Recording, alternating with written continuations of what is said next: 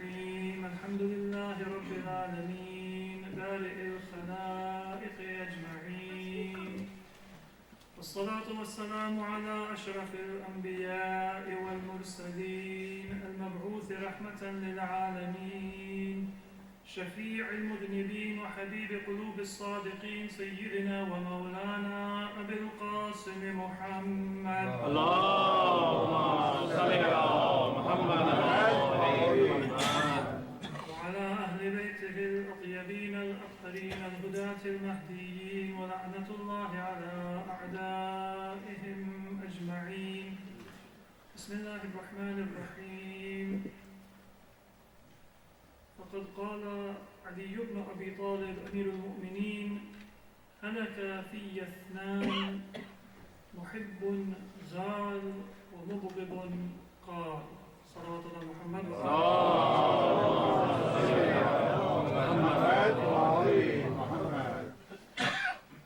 Before we begin tonight's majlis, we have been requested to remember the marhumin of the sponsors of tonight's iftar, and tonight being one of the nights of Qadr, let us remember also all of our own deceased family members, our fellow mu'mineen and mu'minat, especially the mu'mineen of this community, and particularly the ulama and the Shahadet of Islam, who have a very great right and a very great honor that all of us owe them in our prayers. Marhum Hasan Raza, Marhum Asif Hasan, Wahid Zaidi, Riyaz Haidar, Marhum Sayyid Makhtoom Hussain, Sayyida Munawwar Begum, Sayyid Azadar Hussain, Sayyid Faizul Hasan Naqvi, Sayyid Nasim Akhtar.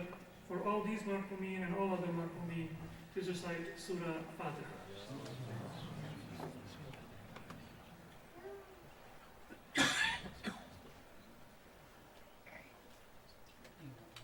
We have also been requested to remember in particular in our prayers a mu'min who has been imprisoned and has been unjustly imprisoned in spite of their innocence.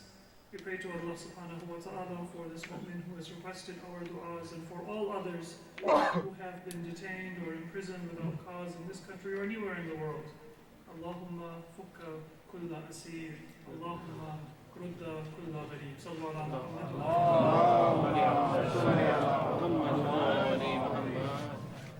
Tonight, inshallah, we will continue and conclude the discussion that we have had for the last few nights, and I will keep my majlis very brief because it is one of the nights of Qadr, and it is a night of dua and a night of prayer. Inshallah, we will try to begin our du'as and our prayers tonight together. And once again, I encourage all of you to plan for Thursday night.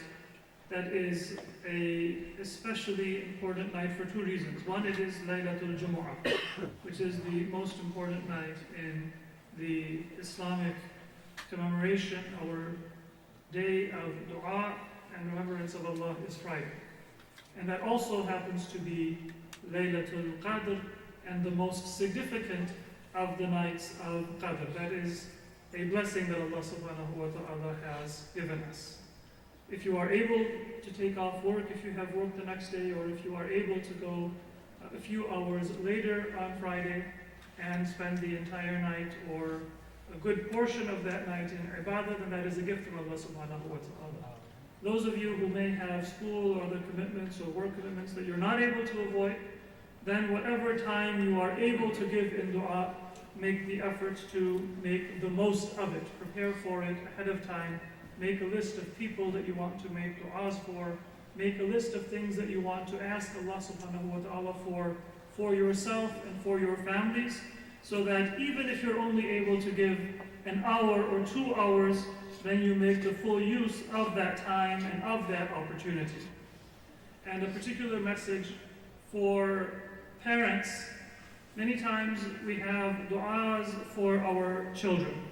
We have worries and we have concerns, and sometimes that can be a frustration for children when they see the habits of Muslim parents and sometimes their non-Muslim friends.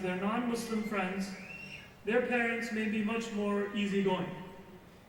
Muslim parents, since their child to college, a non-Muslim parent sends their child to college. The non-Muslim parent says, I want you to discover yourself and major in whatever interests you. Muslim parent says, I want you to become a physician, otherwise don't come home for the summer. So there are these expectations that people sometimes have, that they seem like their friends have an easier time about their studies, about marriage, about so many other issues. Non-Muslim will not have their parents telling them when they're 22, I'm afraid that you're going to get too old, you're not going to find a spouse, you need to get married, you need to start looking, do you want me to find somebody for you? And then the child comes home, and without knowing it, their parents have already spoken to somebody, invited them into the house and said that, I want you to quickly change and talk to this person for marriage. So sometimes in our society, people have that kind of a lack of comfort with those expectations that their parents may have.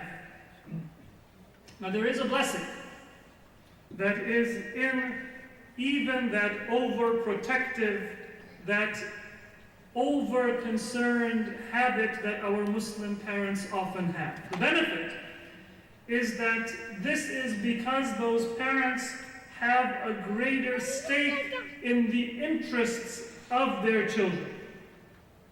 Those non-Muslim parents sometimes may also have a strong preference about how they want to spend their golden years or their retirement years.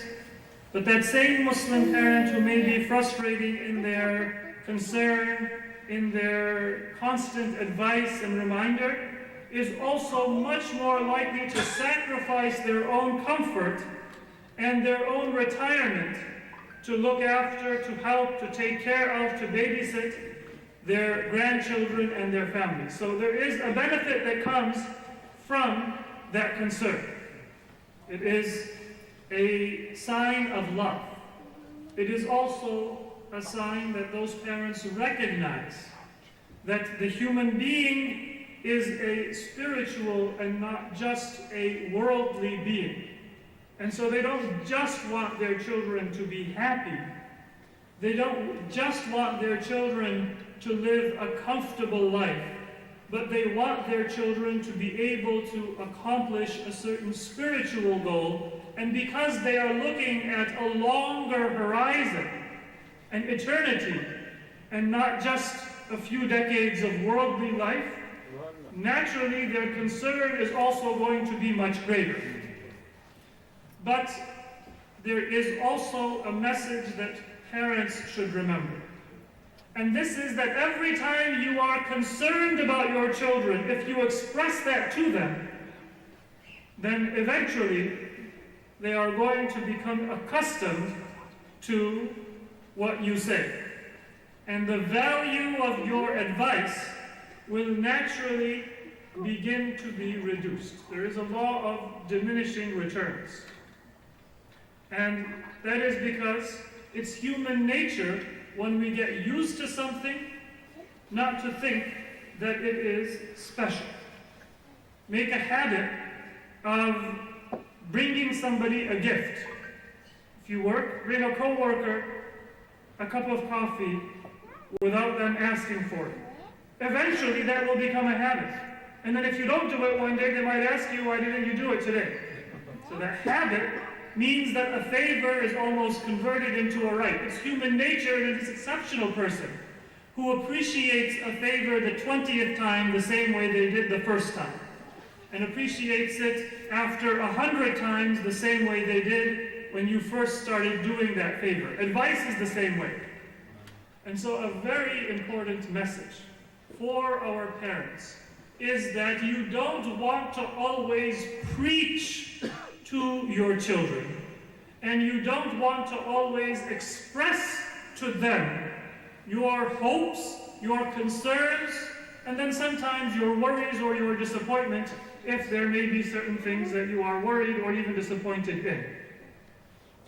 The pattern should be that for everything you say to them, you have at least double that you say to Allah subhanahu wa ta'ala.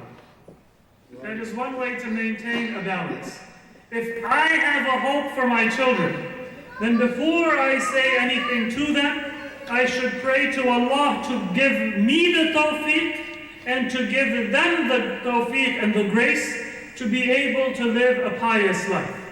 And then sandwich between the prayer preceding the advice and the prayer after the advice, say something to your children as well.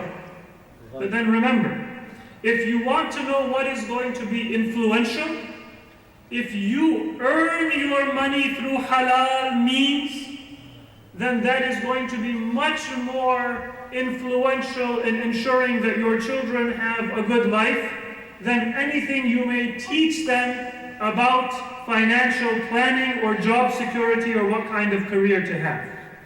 Because there are many people who have good educations and have good careers, but their lives don't have any barakah or blessing in them. But living a halal life, earning a halal livelihood, will have an influence on your children that is far greater than what you can teach them. And your prayers that you ask Allah on the nights of Qadr, in the night or in the morning after Salatul Fajr, that is going to have more of an influence on the spiritual destiny of your children than anything that you might say to them. And if we believe that from the bottom of our heart, then we will begin and end all of our relationships with dua.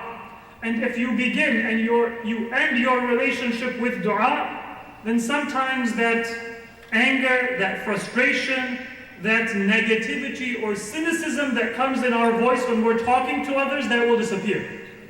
Because now I'm not just trying to compel a person to change their behavior to what I want, but I am praying to Allah to guide me and to guide them to do what He wants.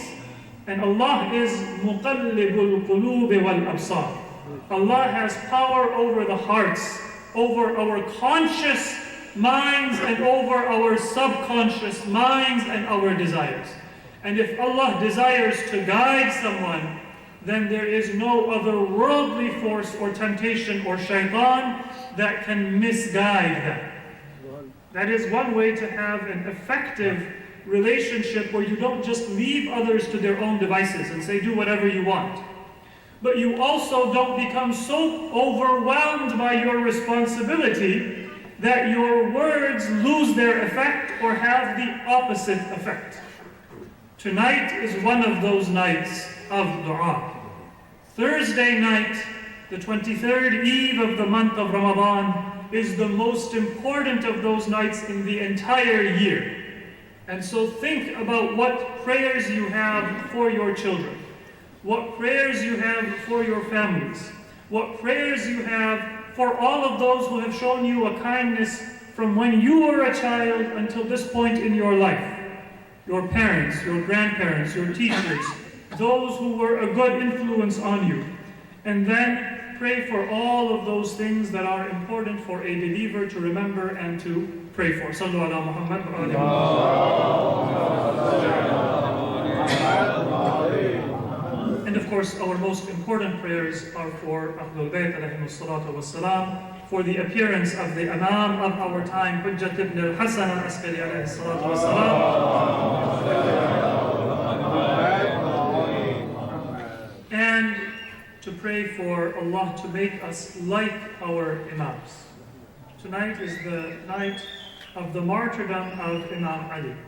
And just briefly to review what we covered over the last 2 nights.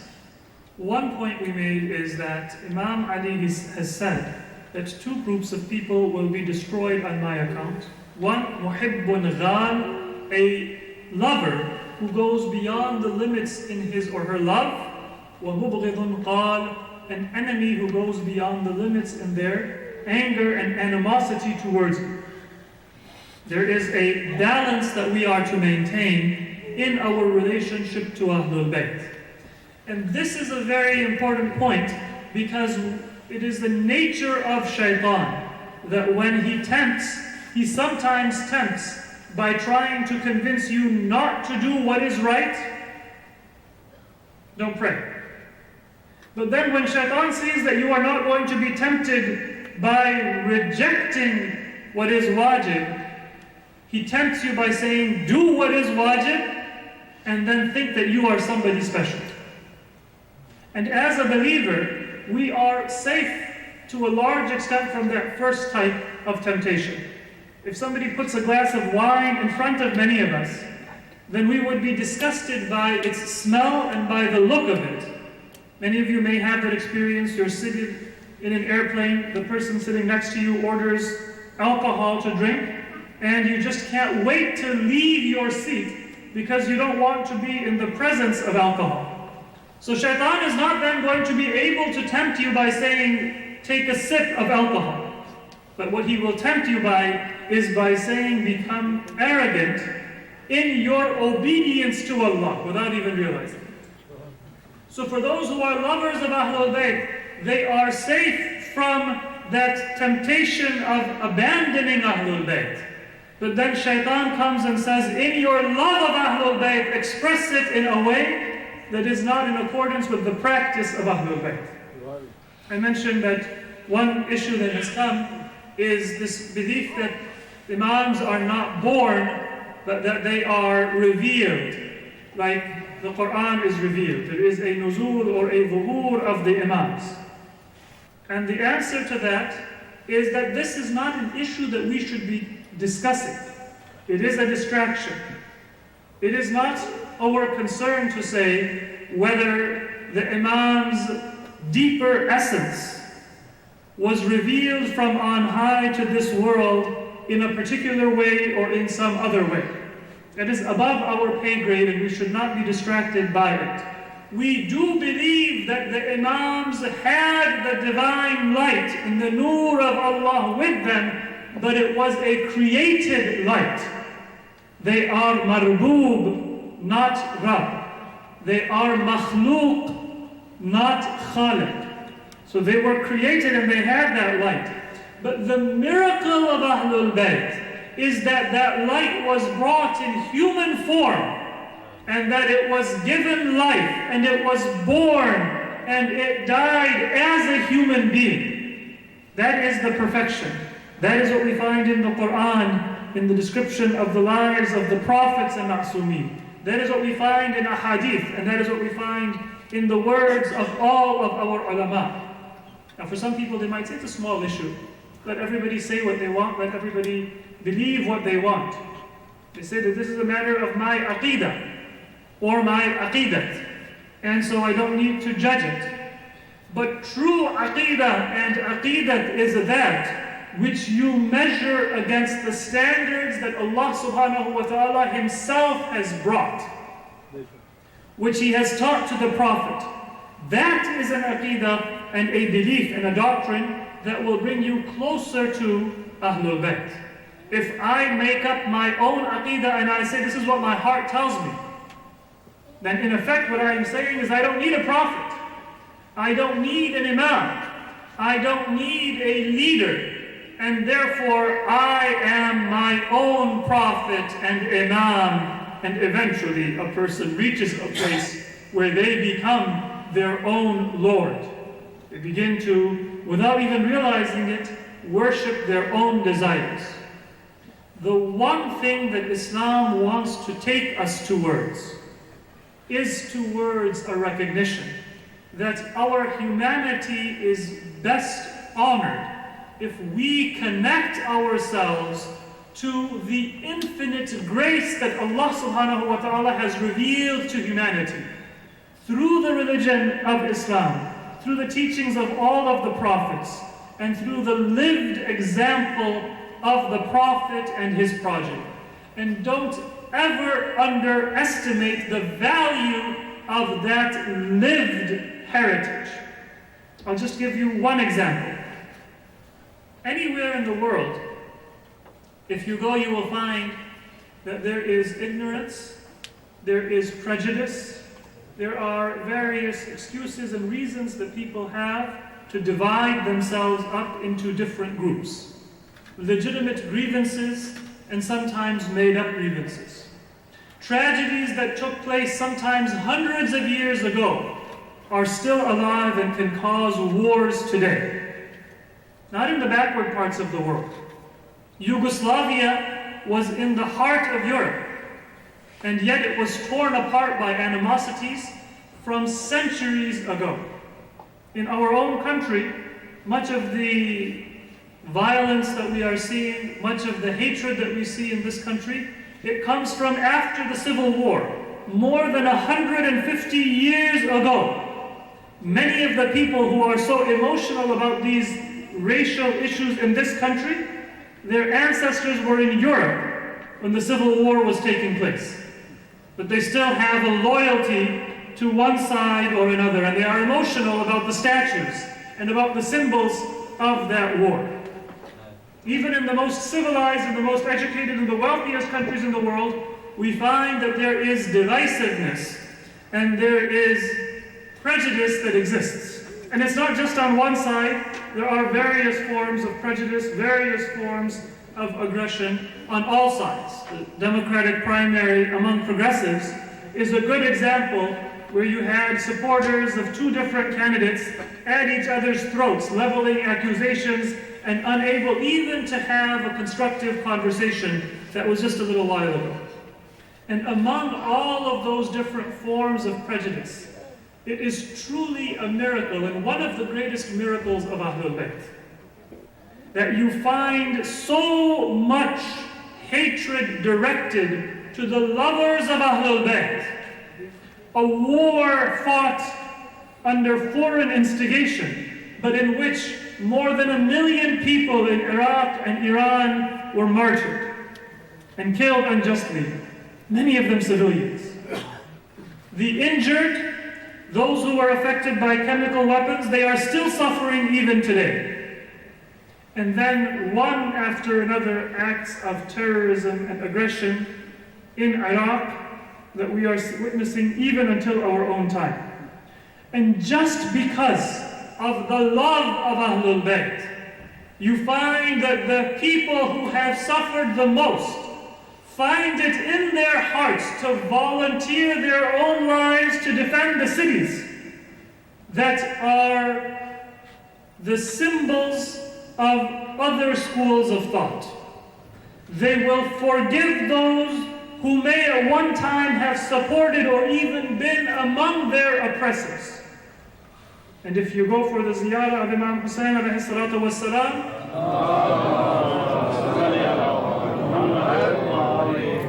then you will find that that is a place where Sunnis and Shi'is and Christians and Yazidis and all of the other religious communities are welcome and able to say that they too are a part of that society and they don't have anything to fear from one another. That is a level of purity on a lived example that you can only find from people who have a true connection to a religious and a spiritual message like the message of Ahlul Bayt. We don't find that kind of example of forgiveness and generosity in this society or in any other society. It doesn't mean that there are no people who are followers of Ahlul Bayt who are not also filled with some forms of ignorance or prejudice.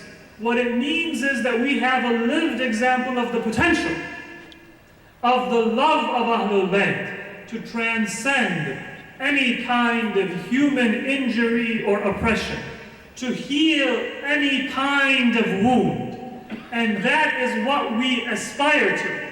Not to look down on somebody from another school of thought and say my religion is better than your religion. My imams are better than your imams. But to heal those wounds that we find everywhere within society by remembering and living the example of Ahlul Bayt alayhi wassalatu wassalam. Sallu ala Muhammad.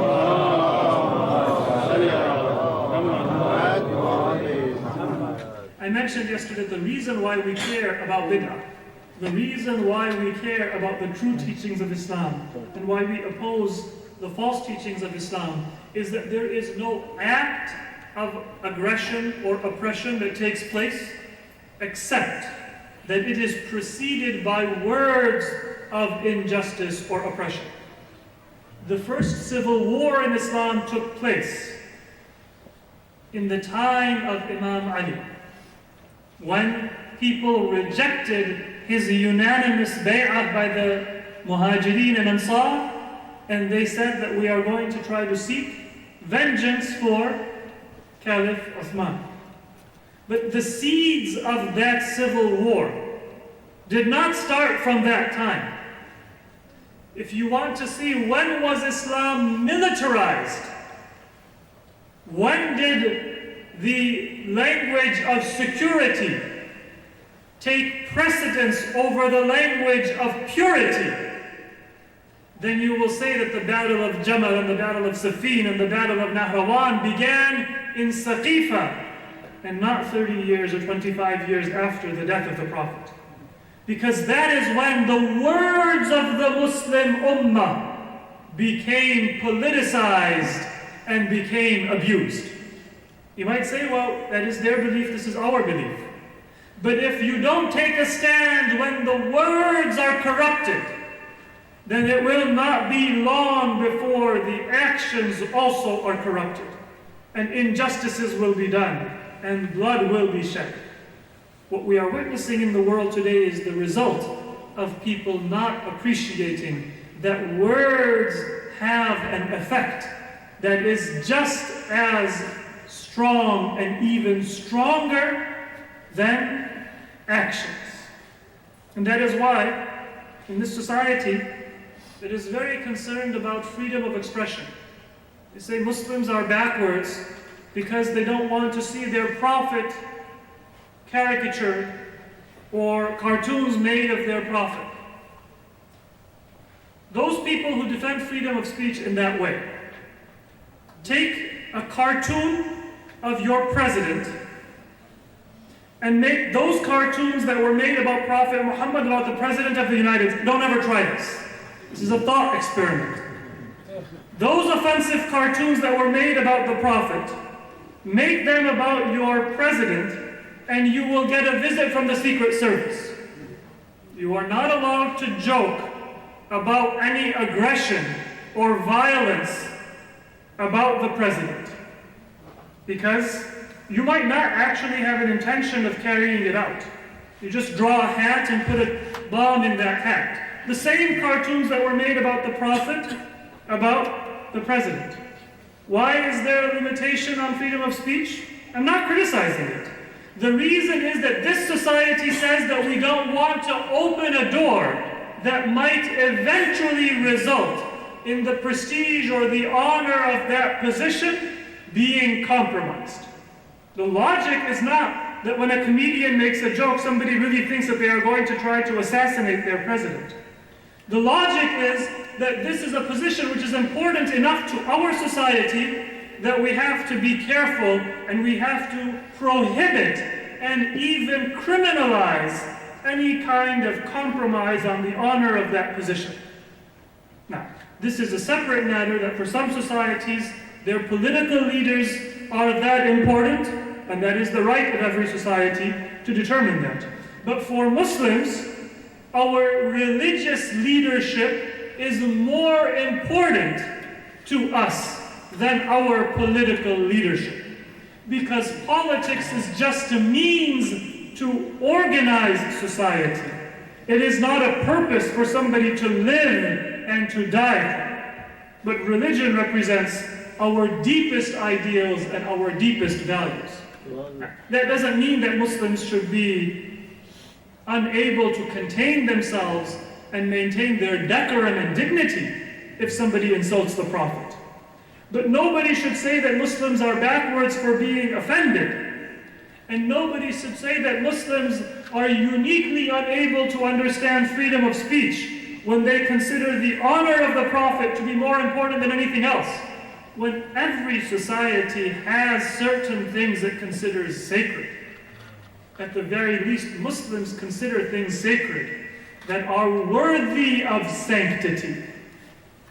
That society that considers the office of the presidency to be that sacred, look and see what the holder of that office has done to bring down the dignity and the honor of that office. Sallu ala Muhammad wa alihi.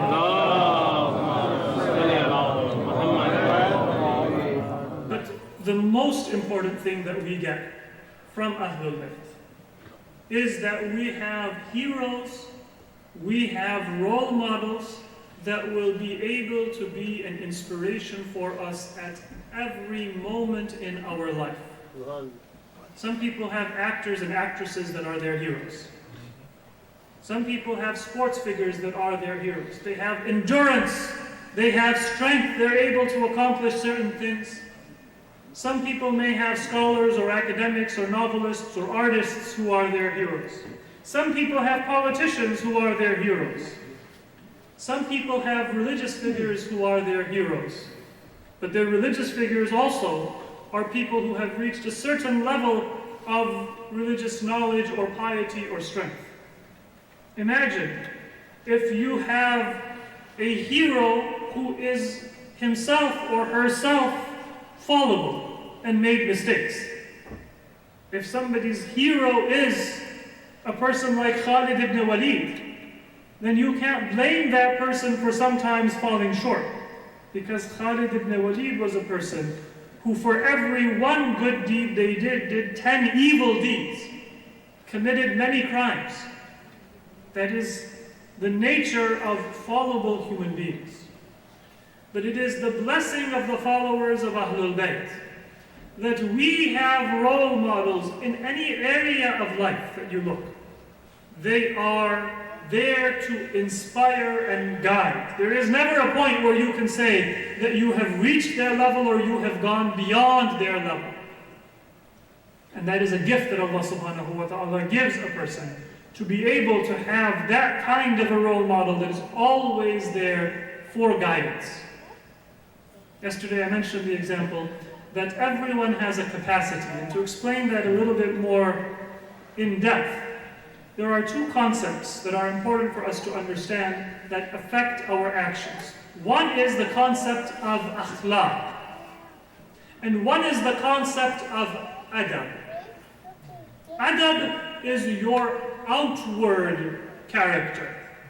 Akhlaq is your inward character. I might be a very cowardly person. That would be my akhlaq. But I might have been trained to hide it very well. So my adab is good. Or I might be somebody who is jealous, but I don't show my jealous nature. So I have good adab, and I have akhlaq that is not good. Never confuse the two. If somebody does not have good adab, that doesn't mean their akhlaq is bad. They might not have been trained. And if they are trained, then the inner goodness that is within them may be able to come out. There are many people who are rough around the edges, but if you are in need, they will let go of their sleep that night and they will come to your assistance. If you are in need, they will give you the last dollar in their pocket to make sure that your needs are fulfilled. Then there are other people who are much wealthier, but they won't be able to take off from their sleep. They won't be able to take off from their own personal comfort for your sake. They might have better adab than the person who doesn't have all of that fancy training or those fancy degrees. But their akhlaq might be better. However, akhlaq and adab are not two separate things. If you have good akhlaq, eventually it will show itself in your adab. Once you gain experience in life, your adab will begin to improve. And if you don't have good akhlaq and you are a jealous person inside, if you can master good adab, eventually your akhlaq will also improve. That's why Imam Ali alayhi salatu wassalam, he says, إِن لَمْ تَكُنْ حَلِيمًا فَتَحَلَّمْ فَإِنَّهُ قَلَّ مَنْ تَشَبَّهَ بِقَوْمٍ إِلَّا كَادَ أَن يَكُونَ مِنْهُمْ. If you are not naturally humble, then try to act humble. Because anyone who imitates a people eventually becomes like them.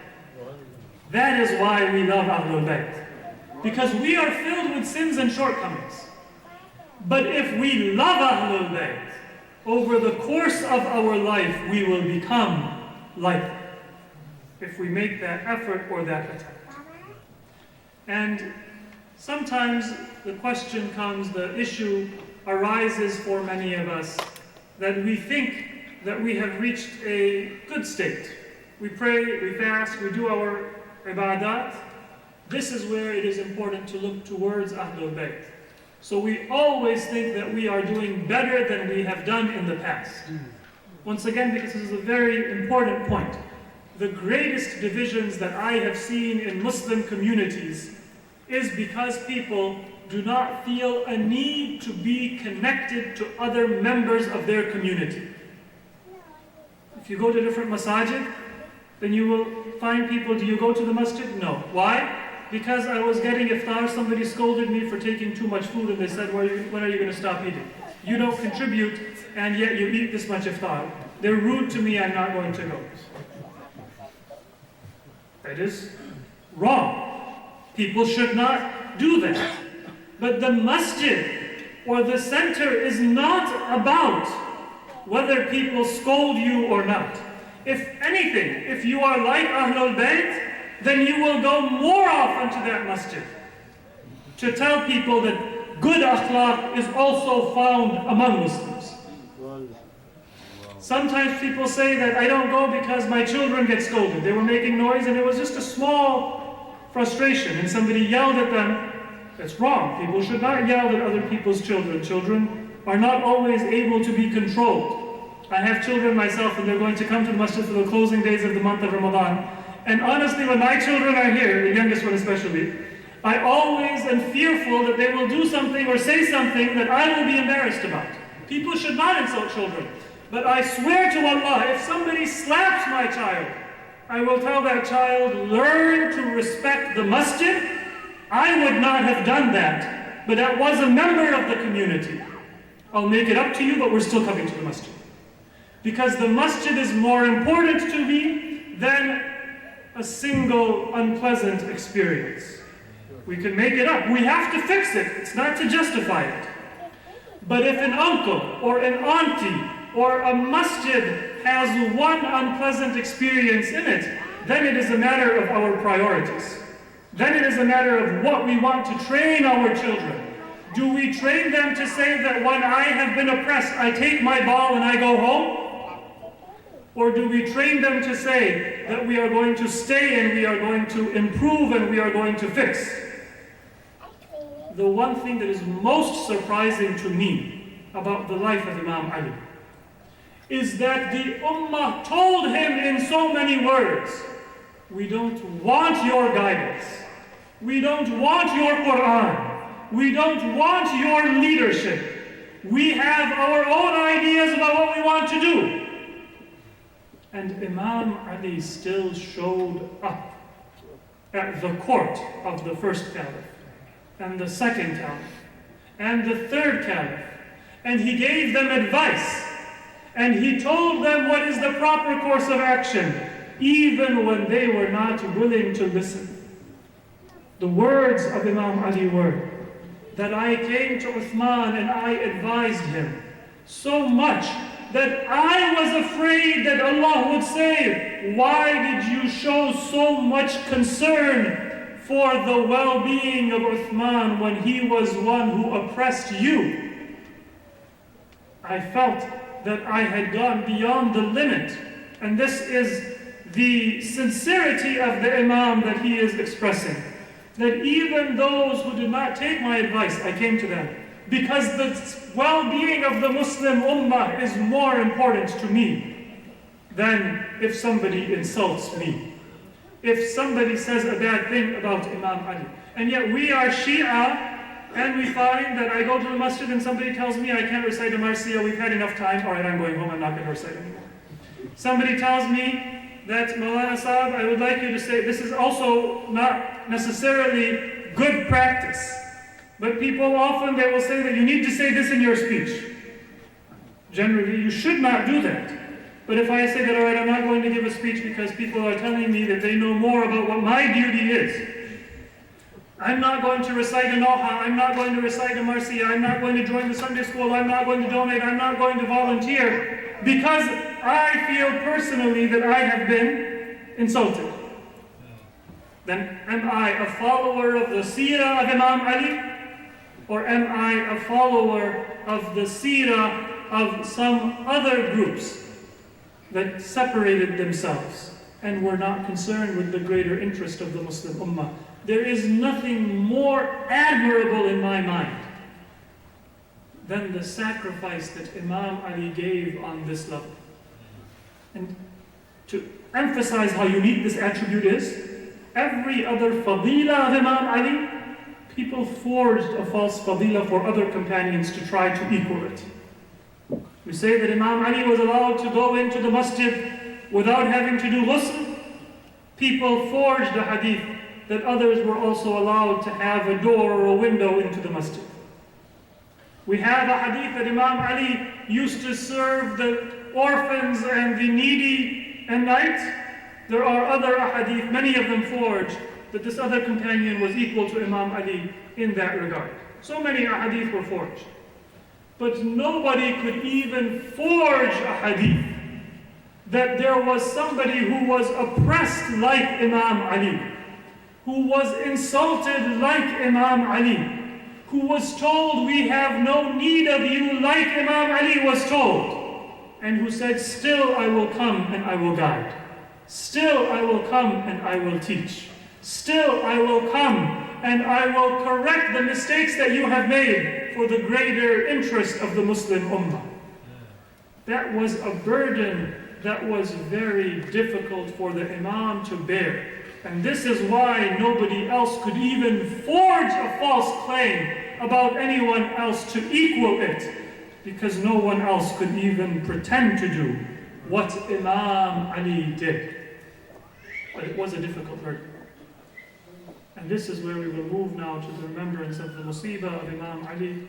Even though he did that for his entire life, for 30 years after the life of the Prophet, there came a time when Imam Ali said, O people of Kufa, I am tired of you and you are tired of me. I tell you to fight your enemy not for my interests, but for your interests. And I leave the city and people tell me they have agriculture, they have businesses, they have families, they have other needs. I have a family and I have sacrificed my family for the well-being of my community and my ummah. If you are fathers, then I am a father. If you are brothers, then I also have my family and my dependents. But nobody answers my call. Until it is said, just on that night when Imam Ali was struck, he closed his eyes and he saw the Prophet in a dream. And he said, Ya Rasulullah, ma laqitu min ummatika ba'dak. O my beloved Messenger of God, what is it that I have suffered at the hands of your ummah after you? The Prophet said that, O Ali, pray to Allah to reunite yourself with me. Pray to Allah against this ummah that has oppressed you. And the Imam said that, O Allah, grant me a better company for me than they have been to me. And then when he awoke, he went towards the masjid, and as he was prostrating in prayer, Ibn Muljam struck that fatal blow, upon which the Imam said that, O Allah, you have fulfilled my heart's desire. You have granted me martyrdom. Imam Hasan and Imam Hasan came running, and it was a very difficult few steps between the masjid and the home of Amir al-Mu'mineen. When he came in the house, there were farewells. There were many wills and pieces of advice that Imam Ali gave his family. He called Imam Hasan and he entrusted the affairs of the imamat to Imam Hasan. And according to some narrations, Imam Ali looked at each of his family members and each of his descendants. he called them to himself in the presence of Imam Hasan, and he said, "O my son Hasan, take charge of Muhammad ibn Hanafiya. O my son Hasan, take charge of each of my family members after me." And then the Imam fell silent, and there was an old lady in the room who began to cry out of sadness. The Imam said, "Oh my Baneen, why are you crying?" She said, "Oh my master, did you forget my son Abbas? Or are you angry at Abbas for something that he has done? You did not put his hand in the hand of Imam Hasan." And Amir al-Mu'mineen said, "I did not forgive him. I did not forget him. Call my son Abbas to me." And then Imam Ali called Imam Hussein. He said to Imam Hussein, "Tell me, O Hussein, who is this standing before me?" He said, "This is my brother Abbas." And then the Imam said, "Oh Abbas, tell me, who is this standing before you?" And Abbas did not say, "This is my brother Hussein." He bowed to the ground and said, "This is my master, the son of the Prophet of Allah, the son of Fatima to Zahra, my Mawla, my master, Hussein ibn Ali." The Imam put the hand of Abbas in the hand of Imam Hussein. He said, "Oh Abbas, you will represent me on the day of Ashura. Oh Abbas, be for my son Hussein what I was for the Prophet of Allah during his lifetime." And Abbas said that, "Oh my father, know that my life will be sacrificed for my master Hussein. My life and everything that I have in my life is given and ransomed for Imam Hussein." With those words, the Imam bid farewell to his sons. And then Zainab and Kulthum came into the room. When Imam Hasan would weep, when Imam Hussein would weep, the Imam would say, "Oh my children, have patience." But when Lady Zainab and Kulthum came into the room, then Imam himself began to weep. And Lady Zainab said, "Oh my father, who will be there for our young ones to raise them as proper Muslims? Oh my father, who will be there for us and our elderly members of our family, for their shadow to be given guidance and to be protected by your guidance?" The Imam said that, "Oh my sisters, oh my daughter Zainab, my advice to you is that remember, when you are going to be the supporter of Imam Hussein, then you are to be the heir of your mother Fatima Zahra. You are to be the heir of your father Amir al-Mu'mineen. It will be you who will be the support of Imam Hussein when even his brother Abbas is martyred, when his brother Hasan is not going to be by his side, when there will be nobody but young orphans and widows and captives who will be there with Imam Hussein. O Zainab, you will be their source of strength." जब इमाम की शहादत हुई तो इमाम हसन और इमाम हुसैन ने गुस्ल और कफन का बंदोबस्त किया। इमाम की जब तकफीन हो गई तो जनाजे को इमाम हसन और इमाम हुसैन ने पीछे से उठाया, आगे से जनाब जिब्राइल और मिकाइल ने जनाजे को उठाया, नजफ तक लेके गए। इमाम हसन ने कब्र खोदी, कब्र में उतरे। इमाम हुसैन ने जनाजे को पेश किया, भाई को दिया, जनाजे को जमीन में रखा। इमाम हसन और इमाम हुसैन ने जनाजे को जमीन में रख के ऊपर से खाक डाली और फिर बाबा का मातम किया। यह अहले बैत की गुर्बत मज़लूमियत है कि इमाम